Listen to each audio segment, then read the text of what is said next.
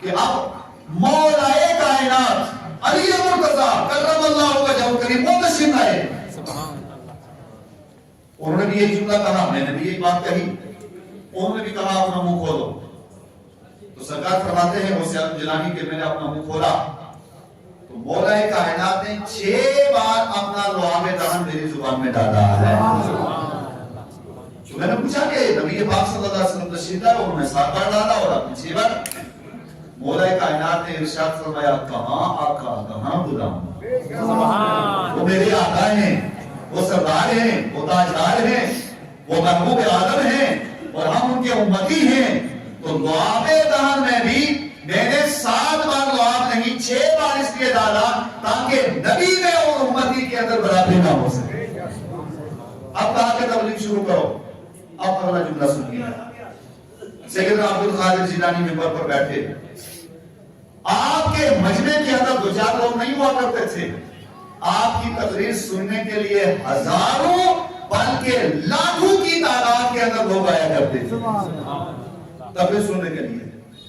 اب جب آپ نے تقریر کرنا شروع کی تو لوگ آپ کی مجلس کے اندر آتے تھے سوالات لے کر کے. سرکار غوث اعظم جیلانی کی وسعت نظری دیکھیں آپ. ایک صاحب آئے, وہ علم نحو ہمارے یہاں پڑھایا جاتا ہے, ایک علم ہے کہ یہ اسم ہے, یہ فعل ہے, یہ مشتق ہے, یہ جامد ہے, یہ اس میں تفصیل ہے, اس میں فاعل ہے, اس میں مفعول ہے وغیرہ, یہ گرامر کی باتیں ہیں. اسی طرح نحو ہے, صرف ہے. تو ایک شخص آیا ایک نحوی جملہ لے کر کے کہ میں عبد القادر جیلانی کی بارگاہ میں حل کرواؤں گا. اور ان سب کا جو خلاصہ میں نے نکالا وہ یہ کہ کوئی بھی شخص آپ کی مجلس کے اندر آتا سوال لے کر کے, اس کو کہنے کی ضرورت نہیں پڑتی تھی کہ عبد القادر اس مسئلے کا حل کریں, اس مسئلے کا حل کریں, بلکہ وہ مسئلہ لے کر کے آتا اور محفل کے لاسٹ پر بیٹھا کرتا تھا. عبد القادر سب سے آگے ہیں. جب وہ سوال لے کر کے آتا, آ کر کے بیٹھتا, غوث اعظم جیلانی اس کی طرف مخاطب ہوتے اور کہتے اے فلاں تیرا یہ سوال تو لے کر کے آیا ہے, اس کا یہ جواب ہے. وسعت نظری کا عالم یہ تھا کہ ان کی نظر زبان پر نہیں, ان کی نظر انسان کے ظاہر پر نہیں, ظاہر کے ساتھ ساتھ ان کی نظر مجلس کے اندر بیٹھنے والے لوگوں کے دلوں کے اوپر, قلوب و اذہان کے اوپر بھی ہوا کرتی. سیدنا عبد القادر جیلانی رضی اللہ عنہ, اب بات کو کلوز کریں. سیدنا عبد القادر جیلانی رضی اللہ عنہ کا مین مدعا اور مین مقصد کیا تھا؟ آپ کا مین مقصد کیا تھا؟ یہ جتنے اولیاء آئے ہیں ان سب اولیاء کا مدعا اور مقصد, سرکار غوث اعظم جیلانی 90 سال تک باحیات رہے. اس پورے عرصے کے اندر عبد القادر جیلانی علیہ الرحمہ انہوں نے جو سب سے بڑا کام کیا ہے وہ کام یہ کیا, مصطفیٰ کے دین کو زندہ کیا ہے. سنیں, آپ کے زمانے کے اندر آتا ہے کہ حضرت سیدنا عبد القادر جیلانی رضی اللہ عنہ آپ ایک مرتبہ ایک جگہ تشریف لے جا رہے تھے اور آگے پہنچے تو ادھر سے ایک بزرگ آئے, بزرگ نمودار ہوئے اور وہ لاٹھی کے بل تھے. بس لگتا تھا کہ ابھی یہ بزرگ گر جائیں گے, لاٹھی ٹوٹے گی اور زمین پر گر جائیں گے.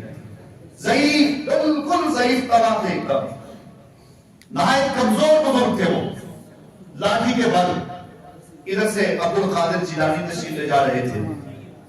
جب عبد القادر جیلانی آگے پہنچے, ان سے ملاقات ہوئے, تو ملاقات ہونے کے بعد عبد القادر جیلانی رضی اللہ عنہ آپ نے ملاقات کی.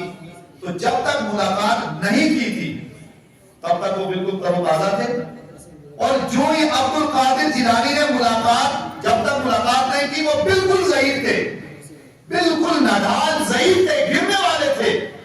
جب عبد القادر جیلانی نے فقط ہاتھ ملایا تو وہ جو بالکل ضعیف تھے وہ بالکل تر و تازہ ہو کر کے اپنی باڈی کے اوپر کھڑے ہو گئے. بولو زور سے, بالکل تر و تازہ, ایک دم جوان. اب یہ حیرت کی بات ہے میر صاحب کہ ابھی ایک شخص بالکل ضعیف اور سیکنڈوں میں تر و تازہ. عبد القادر جیلانی نے پوچھا آپ کون ہیں؟ انہوں نے جواب دیا میں نبی رحمت صلی اللہ علیہ وسلم کا لایا ہوا وہ دین ہوں جسے دین اسلام کہا جاتا ہے. اور آج اس کیفیت اور اسٹیج پر پہنچ چکا کہ اگر آپ تشریف نہ لاتے تو تھوڑی دیر اور رہتی میں ختم ہو جاتا. لیکن اللہ نے آپ کو بھیج دیا ہے, آپ کے ذریعے سے اللہ تعالیٰ نے دین اسلام کو دوبارہ زندہ کروا دیا. اولیاء کا جو اصل مقصد ہے, مشن ہے, وہ مشن بینک بیلنس نہیں ہے, وہ مشن مرید جمع کرنا نہیں ہے, وہ مشن میوے, غلے, لباس اور پیسہ اور اس کے بعد دولت جمع کرنا ہرگز مشن نہیں ہے.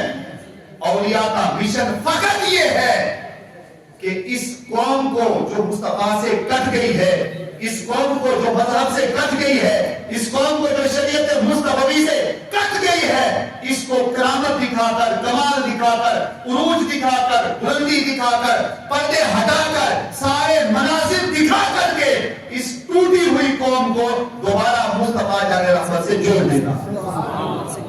یہ اولیاء کا مشن رہا ہے, آج تک ان کا یہی مشن رہا. ورنہ اگر بینک بیلنس جمع کرنا ہوتا تو عبد القادر جیلانی کے مقابلے کے اندر روئے زمین پر کوئی نہیں آیا ہے ان کے بعد سے لے کر صبح قیامت تک کروڑوں کی پراپرٹی جمع کر سکتے تھے. سیدنا عبد القادر جیلانی رضی اللہ عنہ, آپ کا عالم یہ تھا کہ عبادت کے ذریعے, تقویٰ کے ذریعے, ورع کے ذریعے, علم کی خدمت کے ذریعے, تفسیر کے لیے ہر فیلڈ میں اگر آپ دیکھیں گے تو کوئی بھی آپ کی مجلس کے اندر آتا ہے, یہاں تک کہ آپ کی سوانح کے اندر آتا ہے کہ آپ کی مجلس کے اندر بڑے بڑے دانشور لوگ بھی آتے تھے, بڑے بڑے فصاحت و بلاغت والے جو اپنے علم پر اور اپنے زہد و تقویٰ کے اوپر ان کو ایک عبور تھا, وہ بھی جب عبد القادر جیلانی کی مجلس میں آتے تھے تو وہ بھی آ کر کے اپنے سر کو جھکا لیا کرتے تھے اور وہ یہ کہا کرتے تھے کہ روئے زمین پر بڑے سے بڑے آئے ہیں لیکن عبد القادر جیلانی جیسا صالح کوئی نہیں آیا. حضرت سیدنا عبد القادر جیلانی رضی اللہ عنہ, پھر اللہ تعالیٰ نے آپ کو مقام دیا اور وہ عروج دیا کہ ایک وقت ایسا بھی آیا کہ سیدنا عبد القادر جیلانی رضی اللہ عنہ, جب انسان عروج و بلندی حاصل کرتا ہے تو پھر اللہ بہت اونچا مقام دیتا ہے اس کو, لیکن پہلے امتحان ہوتا ہے اس کا, پھر اس کے بعد اللہ بلندی دیتا ہے. ایک وقت پھر وہ بھی آیا کہ عبد القادر جیلانی نے بغداد سے کھڑے ہو کر کے ارشاد فرمایا تھا, قدمی ہذہ علی رکبۃ کل ولی اللہ. ایک وقت وہ بھی آیا, آپ نے فرمایا میرا یہ قدم تمام اولیاء کی گردنوں کے اوپر ہے. پھر وہ وقت بھی آیا خواجہ معین الدین اجمیری خراسان کے اندر, باقی بڑے بڑے اولیاء جہاں بھی تھے, تو تاریخ و روایت کے اندر آتا ہے کہ جب عبد القادر جیلانی نے بغداد سے یہ اعلان کیا, سب کے سب اولیاء نے, قیامت تک آنے والے اور جتنے بھی تھے, سب کے سب نے عالم ارواح میں, باقی اپنے جہاں جہاں تھے, جہاں بھی تھے, ان سب نے اپنے سروں کو نیچے کیا اور ارشاد فرمایا, اے عبد القادر گردن ہی نہیں, یہ ہمارا سر, یہ ہماری آنکھیں, یہ ہماری زبان, اے عبد القادر جہاں آپ چاہو رکھو قدم ہو سے آج. جب مدینہ شریف میں تشریف لے گئے تو آپ کے لیے روایت میں آتا ہے کہ مدینہ میں پہنچے تو کہنے لگے یا رسول اللہ صلی اللہ علیہ وسلم, میں آپ کے دست مبارک سے بوسہ کرنا چاہتا ہوں. تو روایت کے اندر آتا ہے کہ سیدنا عبد القادر جیلانی جب مدینہ شریف کے اندر تشریف لے گئے, نبی پاک صلی اللہ علیہ وسلم نے اپنے مزار اطہر سے اپنا ہاتھ مبارک عبد القادر جیلانی کے لیے باہر نکالا. سبحان, ہر میدان کے تاجدار, اور پھر اللہ نے وہ وسعت اور وہ کمال بھی ان کو دیا ہے. آج بھی آپ تجربہ کر کے دیکھ لیں, آپ تجربہ کر کے ان کو دیکھ لیں. آپ مشکل کے اندر, پریشانی کے اندر جب مبتلا ہو جائیں, اس وقت آپ پکاریں, پکار کر کے کہیں یا عبد القادر جیلانی مدد فرمائیں. فوراً آپ پکاریں, سیکنڈوں کے اندر آپ کا مسئلہ ایک دم جو بگڑتا ہوا ہے وہ ایک دم سیدھا ہوتا ہوا نظر آئے گا. یہ اللہ تعالیٰ نے اولیاء کو طاقت اور ہمت عطا فرمائی ہے. اور یہ سارا کمال جو اللہ نے اولیاء کو دیا, یہ ولی کا کوئی اپنا کمال نہیں ہے, وسیلہ مصطفیٰ کا ہے, اور ملا جہاں سے ہے وہ بارگاہ خدا کی ہے. اللہ تبارک و تعالیٰ اولیاء کے مشن پر ہمیں قائم رکھے. ایک علم ظاہر ہوتا لیکن باطن ہوتا ہے. ان اولیاء کو اللہ تعالیٰ نے صرف ظاہری علم نہیں، ظاہری علم کے ساتھ ساتھ باطنی علم بھی عطا فرمایا. ایک مثال اس پر سنیں اور اس کے بعد بات ختم کریں. ظاہر اور باطن دونوں علم اللہ تعالیٰ نے عبد القادر جیلانی کو عطا فرمائے ہیں. ظاہر کیا ہے اور باطن کیا ہے؟ ظاہر ہمارا چہرہ ہے، امامہ ہے، ہاتھ ہے، پاؤں ہے، یہ ظاہر ہے. مگر باطن اندر کیا چل رہا ہے وہ کیا ہے؟ اللہ تعالیٰ نے اس کی بھی معرفت ان اولیاء کو عطا فرمائی ہے.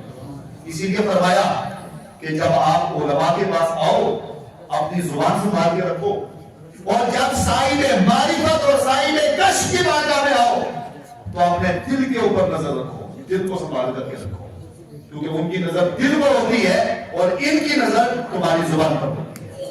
اللہ تبارک و تعالی ہم سب کو کہنے سننے سے زیادہ عمل خیر کی توفیق عطا فرمائے.